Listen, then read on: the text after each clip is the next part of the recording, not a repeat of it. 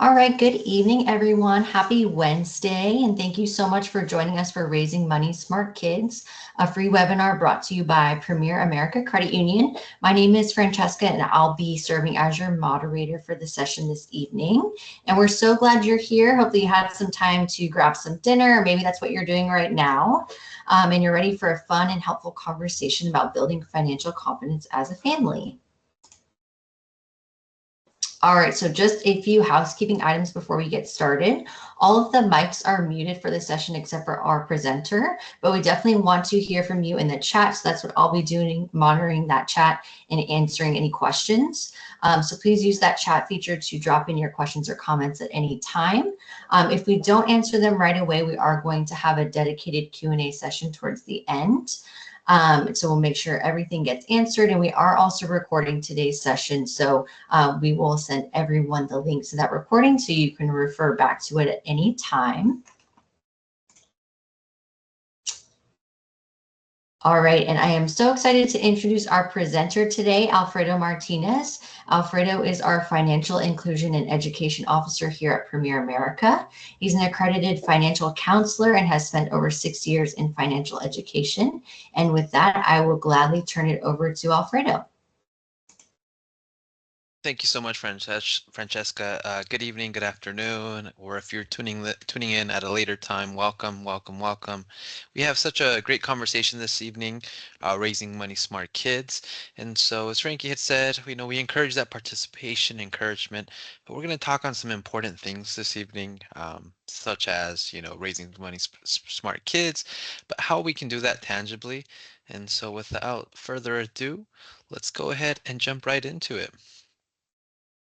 Next slide, please. Awesome. So to get the conversation started this evening, I'd love for some engagement, some comments here.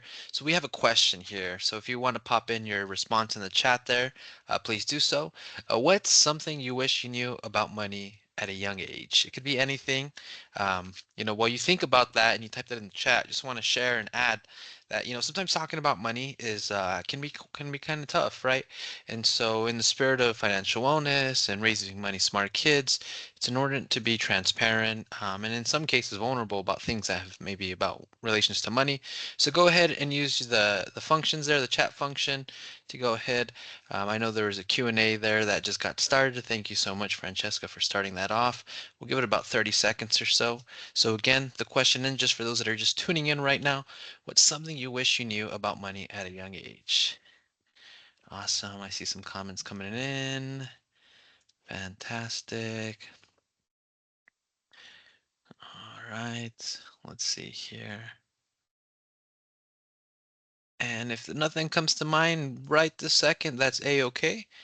We can definitely continue that conversation through tonight's webinar, but please feel free to throw in your comments or any questions in the chat there for us. Okay. All righty. We want to go on to the next slide, please. Fantastic. So raising money smart kids, why it matters. I think all of us could agree that financial education and financial literacy is something that's very important and something that we should be teaching our young ones as early as possible to help them prepare for those life events that come down life, right? So we're going to go ahead and cover some of these elements here. But before we do, one of the purposes of what we put on, or we have these conversations, is to improve executive functioning skills such as planning and problem solving, create and encourage positive financial habits and effective money management, and provide safe opportunities for youth to practice financial decision making. So that's one of the big reasons why we put on this on. But here on the screen it says habits and attitudes around saving and spending before age 7, according to the Consumer Financial Protection Bureau. You don't need to be a financial expert. Kids learn best through observation and modeling. Absolutely. We'll cover a little bit more about that in this evening. Learning about money doesn't require lessons. It happens through everyday life and conversations. I think that's so true. Things that we have learned even in our own personal lives. Most of us maybe have not had somebody in our corners to teach us every aspect or important aspects of personal finance. And so we learn through our own trials and in sometimes errors and in sometimes good best and best practices. It also says here, children who watch their parents plan, save, and talk through money begin developing financial confidence, which we'll talk a little bit more about the importance of demonstrating and emulating positive financial habits, things that we could pass on to our little ones, and raising money smart kids. All right, next slide, please.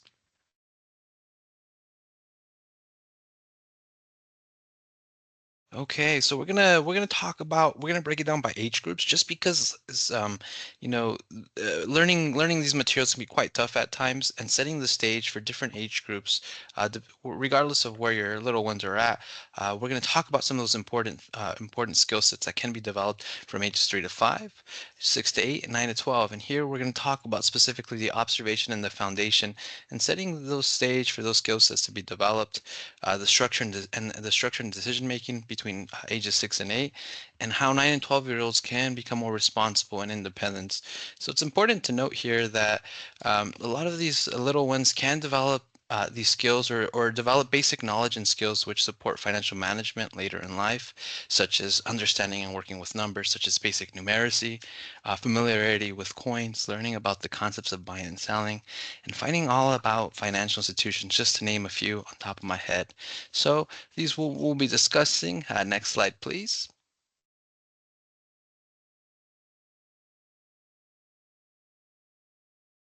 Awesome. So we're going to start with the little ones, ages 3 to 5. So the observation and foundation stage. So what are some financial concepts that at this age these little ones can start learning?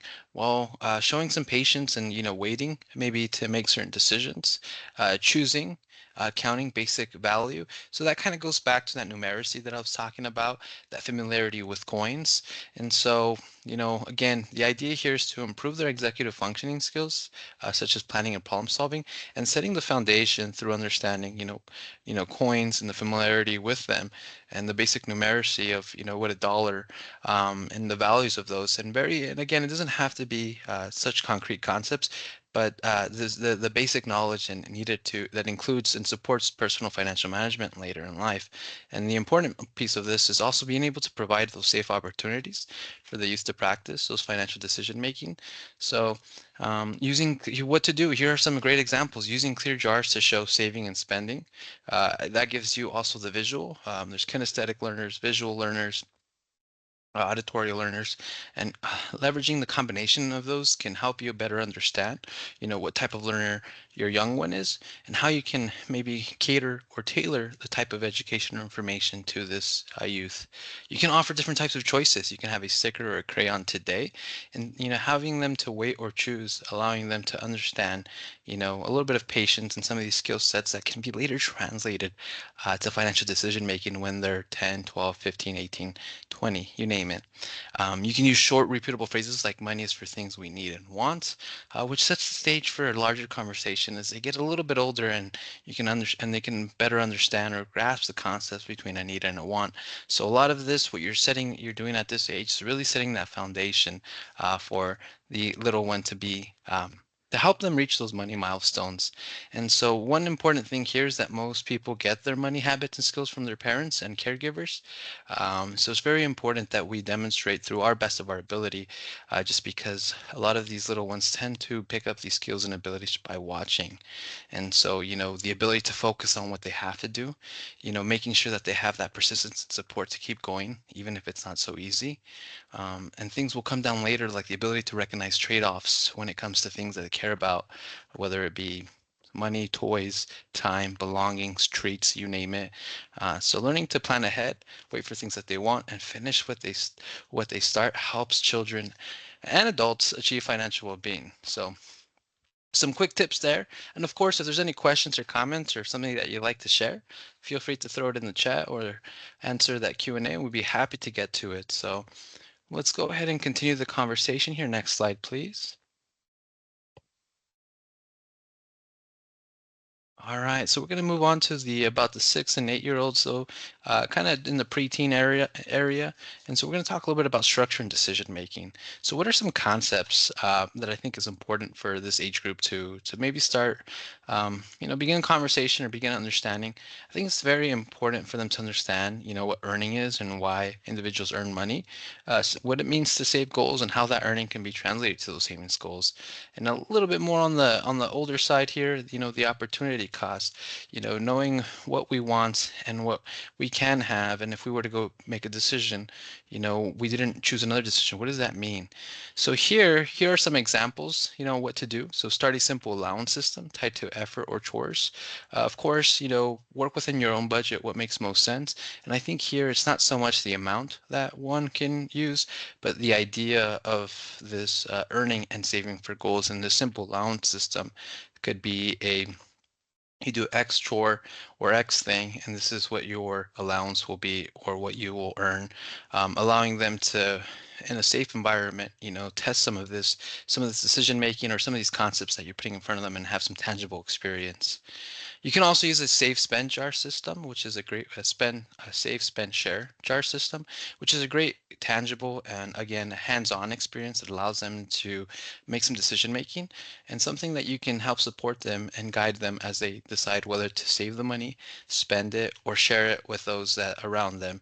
As an example, this kind of goes along with the practice of short-term saving, saving for a $10 toy as an example. And here's just a common phrase that you could use: if you spend your money now, you won't have it for later. And so it's important to note that like during middle childhood, children typically begin to acquire money habits, norms, and values through a process called financial socialization. So although financial socialization occurs through many different platforms, including schools, media, peers, parents, or caregivers are typically the primary agents of financial socialization during elementary and middle school ages. So it's very important that between those ages of 6 and 8, and a little bit past that, actually up to 12, you can help children absorb rules to live by and day-to-day habits that shape how they earn, save, and shop. So some examples could be like learning how to manage through, as we said, an allowance here, setting those realistic goals, whatever the money situation is, and learning about the concepts of buying and selling. So teaching those rules of thumbs, things that you can pass on to your little ones, is a great way at this age to help with that executive functioning decision making, allowing them to practice safe financial decision making with constructive guidance as well as exercises and real tangible goals as an example.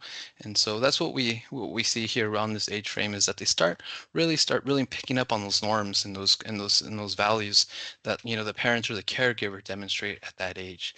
So this is all, again, a lot of our research and a lot of our what we're mentioning here is coming from the Consumer Financial Protection Bureau. Great resources there, which we'll talk a lot more about those resources towards the end of the presentation. So again, if there's any questions or any comments, anything you'd like to share, please feel free to use that chat. We definitely want this to be as engaging as possible and get as much value out of it as you can. So let's go ahead. If nothing else, we'll move on to the next slide here.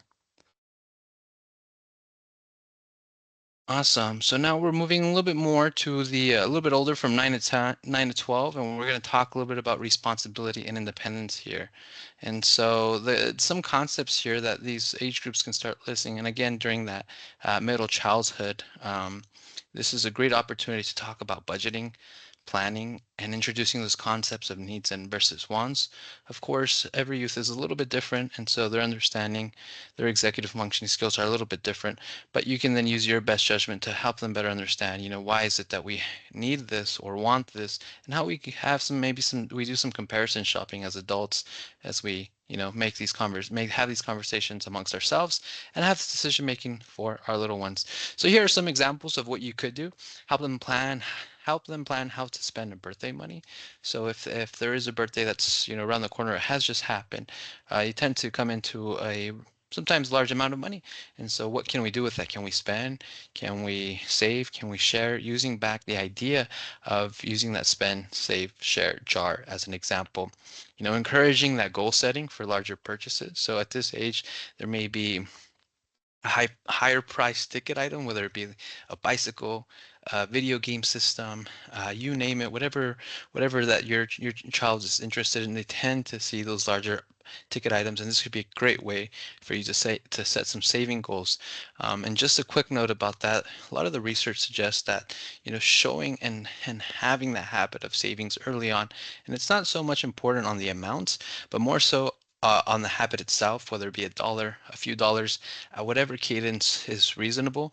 If it's weekly, bi-weekly, monthly, you name it, the idea of setting something aside, no matter the amount, has large implications into their adult financial decision making. So the earlier on you can have this experience and have them manage money themselves, and the likelihood of productive financial decision making is greater as they navigate early adulthood into adulthood.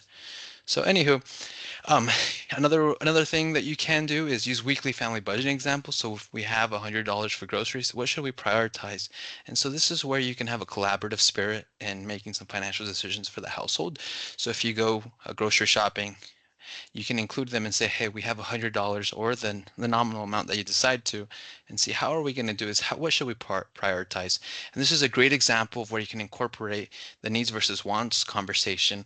The little one may say, well, maybe we want all the cereals, and this is what we're okay with, eating or consuming. And so you talk about the different needs that maybe your family has, and, introducing different concepts such as of saving and planning for things that may come down the road as an example. So a quick phrase to use here is let's figure out the best way to use your money. And so again, using these exercises are incredibly helpful, and how sometimes break down these complex financial topics into simple ways. Example as the idea was there was to shop around, make some decisions, learning about those concepts of buying, and maybe even selling. The grocery store also has to make money, so teaching those rules of thumb can be quite important. And so what we understand from this age group as well is that sometimes there are limitations in, their parents' ability to teach their youth. Studies show significant benefits at both the family and community levels when creating and implementing programs that focus on teaching parents on how to teach their children about money, which is in part why we're having this conversation. So you could also have some confidence in saying, hey, this is a great resource, a great way to conduct these conversations in a safe, fun, and effective way. And again, we're sourcing here this from the Consumer Financial Protection Bureau, the Later Childhood Guide, which we'll talk about those resources towards the end. Okay, so we're about 15 minutes in. For those tuning in, we're having a great conversation about raising money smart kids. Again, feel free to use the chat or the questions or any questions that you have. Happy to get to those. Next slide, please.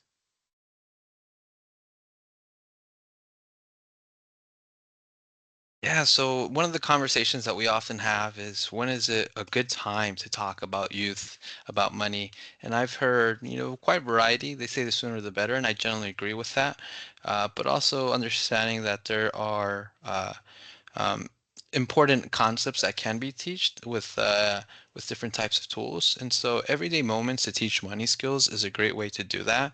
And so if you look through your daily life as a parent or a caregiver, think about the opportunities that you maybe haven't had through your lifetime, and now you're like, I wish I would have learned that in high school, or I wish I would have learned that a little bit earlier. I often have those conversations with a lot of our members and people in the community, and they say, this would have been great a little bit earlier on. And so maybe that way their financial habits and norms were a little bit more productive. They put in those routine practices of saving, having those rules of thumb to help guide them in those tough moments, help them navigate their day-to-day lives. So with that said, some behaviors that you want to look for while you teach these money skills is some aligned decision making. So if your family has, goals or values that say this is the direction that we're going, is your youth's decision making aligning to that?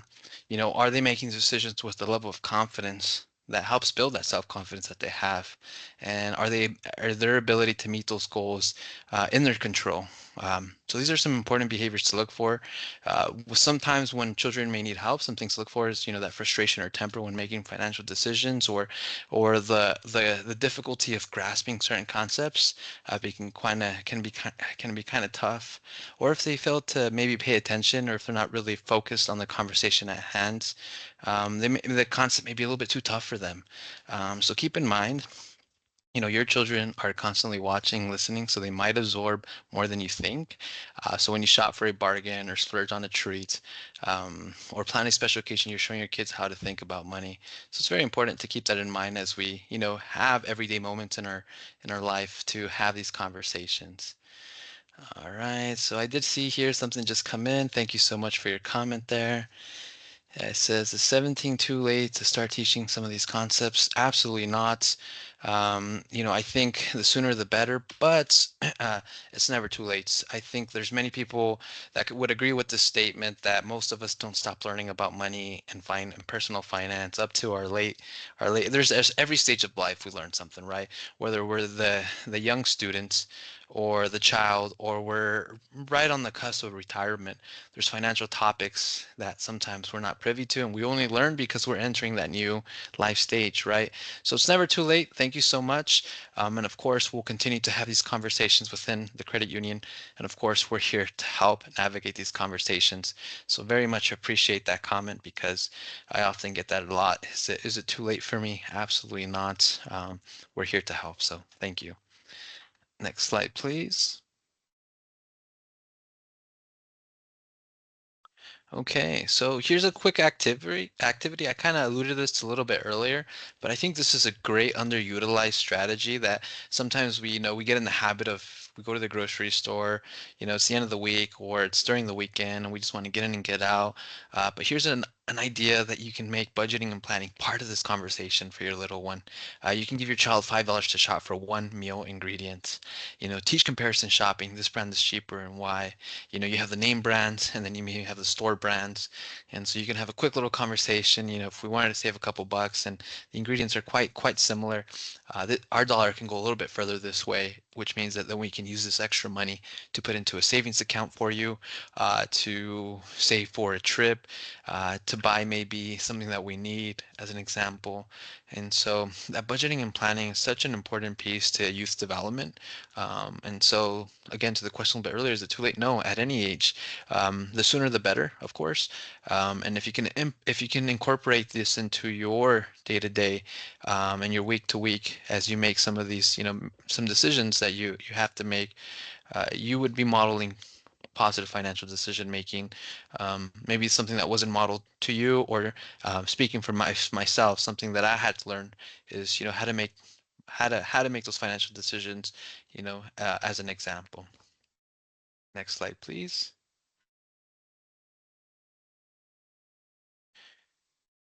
Yeah, so again, touching a little bit on something that we talk a little bit about is the birthdays, these periodic moments in our lives where we have income coming our way. For adults, it could be maybe during tax season for those who get a tax refund.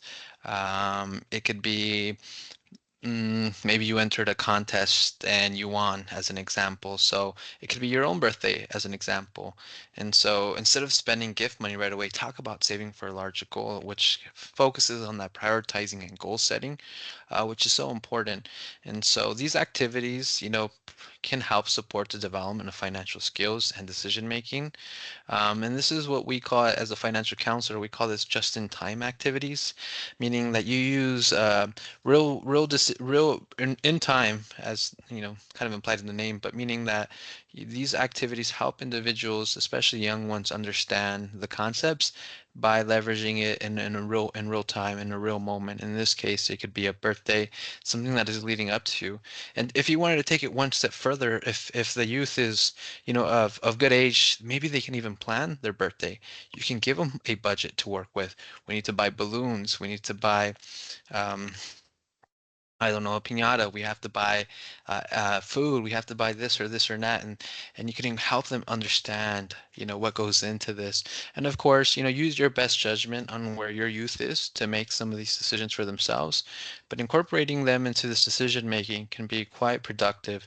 What we also understand from the body of research when it comes to understanding and socializing finances within a family unit is that a lot of the youth have, if they have these positive financial experiences with an adult and their parents or their caregivers, they tend to come back to them in moments of financial trouble. Um, Traditionally, the way that youth would learn it, they would go to their peers, media, or financial institution to help resolve, as maybe they haven't had positive financial experiences in their household growing up. And so this could be a great way to develop a positive financial history with your youth. So that the way that they do come back and have that conversation with you, and deepening that relationship and that trust you have with from parent caregiver to child, as an example. Next slide, please.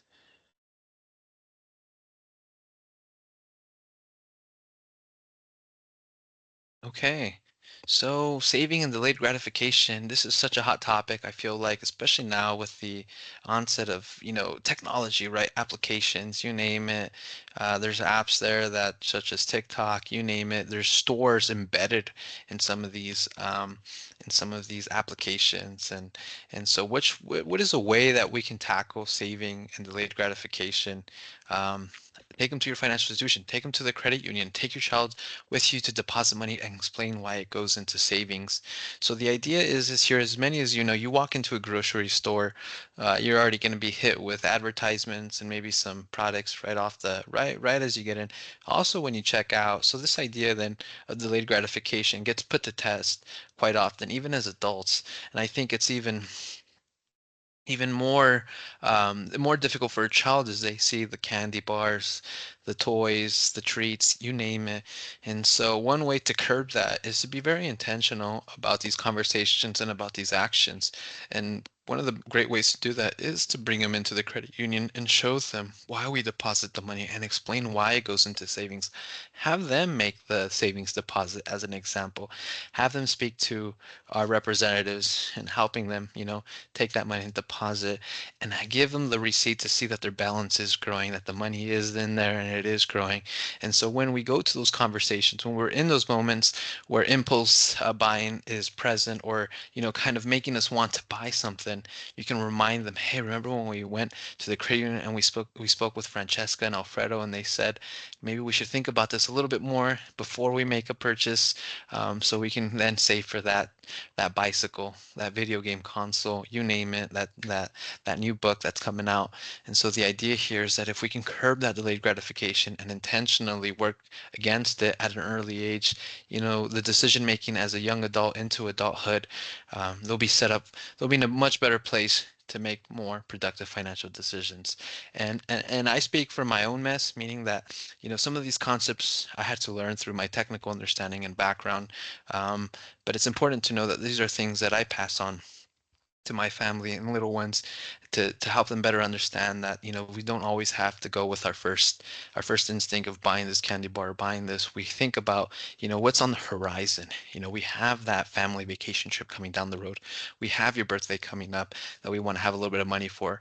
And so this is where I think parents can have a great conversation with their little ones about that delayed gratification and savings, and really just being mindful of how many storefronts, whether it's physical or digital, that your youth may be coming into in the near future. Next slide, please.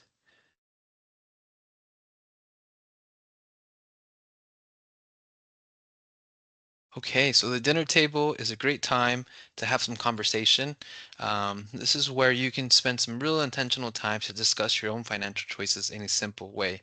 One of the things that we learned through some of this body of research is, how we talk to our youth about money, whether it's positive or if we're in a more of a financial constraint, as an example. It's very, very important to always try to keep a positive outlook and and a solution focused tone and conversation when speaking about money matters around youth, just because they tend to absorb this and they tend to pick up not so much on the words but the feelings, the nonverbal cues that adults sometimes are aware or unaware of. And so it's important for one to keep that solution focused oriented conversation if you're speaking money around youth, so that way they don't feel stressed or worried, because money matters can be quite tough, and it's a complex topic. That means, we have this and we can't have that, as an example. So one way to kind of to get in front of that is to be intentional about the conversations. If you have to talk about this, at the dinner table, this month we are saving for this, whether it be a small trip that you can take as a family, or we're saving for, so we can buy more, whatever it is it may be. So we're eating out less. We're making a conscious decision as a family together. And this would be a great time to ask them, are we okay with that? Include them in the decision making, get their point of view, and see if we can then, orient the conversation of keeping it productive, focusing on the future instead of just right now, planning ahead and waiting for what they want. And again, that spending and saving is based on your goals and your values that you all get to decide on. So at that point, we say, well, maybe we're saving for this, or we're eating out less, but that doesn't mean we're not going to eat out. We're just going to limit the amounts of times maybe per week. As a fun fact, um, the average family or the average individual eats out about almost 6 times a week, according to a report by the U.S. Census Bureau. So it's quite interesting, and so this is a great opportunity, one, to limit your eating out expenses, and but also include the youth into having that conversation at the dinner table and why this is important, and why we're making this decision together. Okay, next slide, please.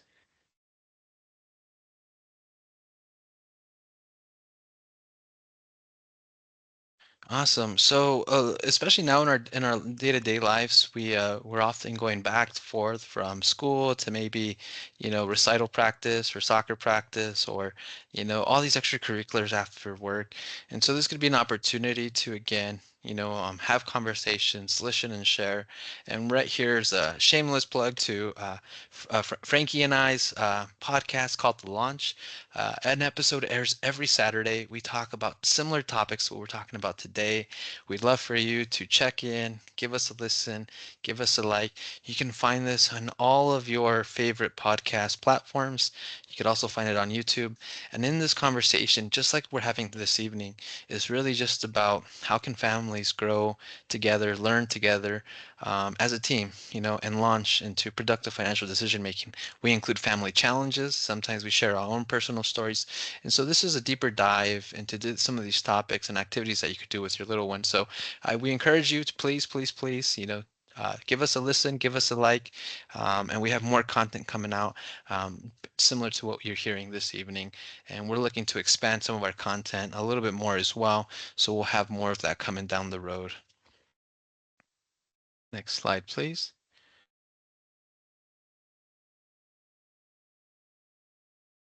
Awesome. So we have some tools and activities as well on our website. So we're just really calling that out. Feel free to scan the QR code. So some books that we have the Premier America Parent Resources on our website that takes you to that QR code. Some books that we also encourage that are listed there as well is the Money Bunny series by Cinders McLeod, the Berenstain Bears, Trouble with Money by Stan and Jan Berenstain. Some great introductory literature that you can incorporate. Some of the CFPB resources as well, the storybook guides are available. While you're, scanning the QR code there, I just really quickly also want to talk about, you know, as your youth reaches adolescence and young adulthood, many of them start making consequential financial decisions. So, for example, young adults may make small and bigger ticket purchases. They may become employed. Maybe you're thinking about opening them a checking or savings account. If they're in that, young adulthood stage, maybe they're signing leases, going off to college, getting their first credit cards, grappling with paying for college, and maybe you're part of that conversation as well. So there's always new opportunities. And this kind of goes back to the question we had a little bit earlier about, is it too late to start teaching this concept? No. Some of these concepts become more advanced because of where they are in their life stage. So the example there is grappling with paying for college. But these are all new opportunities where you together can earn, save, spend, and borrow money, while giving the youth the opportunities to hone their financial decision-making skills and to continue to develop the habits and attitudes that they begin to acquire in these early stages. So there's no shame in the game when you start. Um, I think the challenge here is just to start. And if you feel like there's an opportunity for you to better understand these topics, there's an opportunity for you and your family to improve in these areas. That's what we're here for. Today is just a simple conversation about raising money smart kids, but we're just really just hitting the surface of the conversation, quite honestly. So we're hoping that this information, gives you some call to action, come into the credit union, have a conversation with us, see what we can do. Check out the resources that our team has put together. We spend a lot of considerable time to ensure that we can do what we can do as for our Premier America members, what we can do to help support them. So I think that's my spiel there. I'd be happy to pass it on over to my colleague Frankie there. I think we're hitting the near end. Is that right, Frankie? Can you hear me?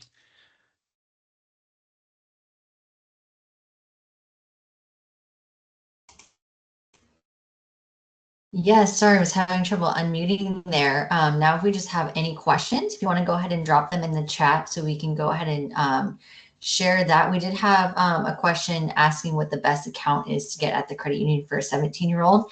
I did reply back with a comment about our Youth Smart Savings account.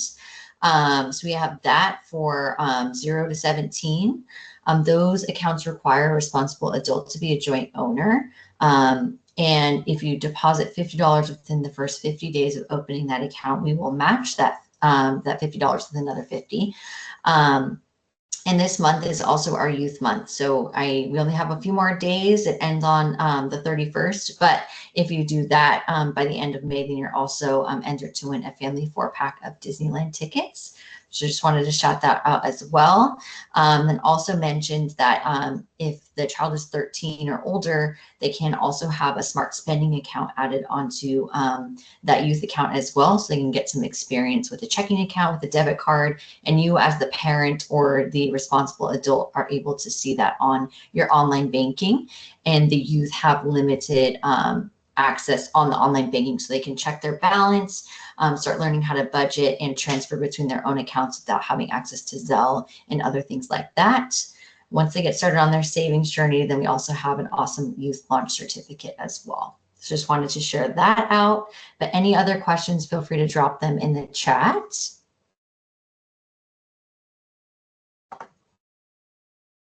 While those questions come in, Frank, I just want to highlight what you just said there. I think you said at 13 they can have a checking account. And I think that's an incredible resource, incredible tool to help the youth start understanding money management.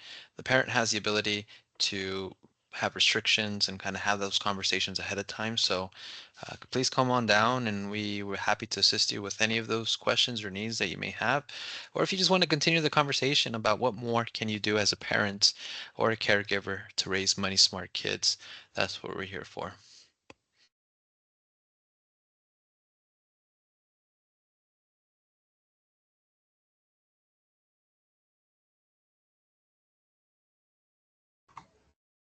Alrighty, so not seeing any questions in the chat. So I'm going to go ahead and start closing us out for the evening. Just want to say thank you all so much for spending part of your Wednesday with us. We hope you're walking away with some new tools, ideas, and maybe a little bit more confidence to start those money conversations at home. Thank you to Alfredo for sharing such practical and thoughtful tips today. And thanks to all of you for showing up, asking some questions, and being part of the conversation. As a quick reminder, we did record today's webinar, so we are going to send that out along with any resources that we mentioned. I know there was a lot that we threw at you today as far as links and QR codes, so we'll be able to send all of those over to you within the next couple of days. I already mentioned that this month is Youth Month at Premier America Credit Union, so we'll send the information for that out as well, with just a few days left for that. And if you enjoyed today's session, we'd love for you to stay connected with us. We host free financial education events all year round on various topics. You can check out upcoming events at premieramerica.com/webinars-seminars. Again, thank you so much for being here. Have a great rest of your week. And don't forget, it's never too early or too late to start building healthy money habits. Take care.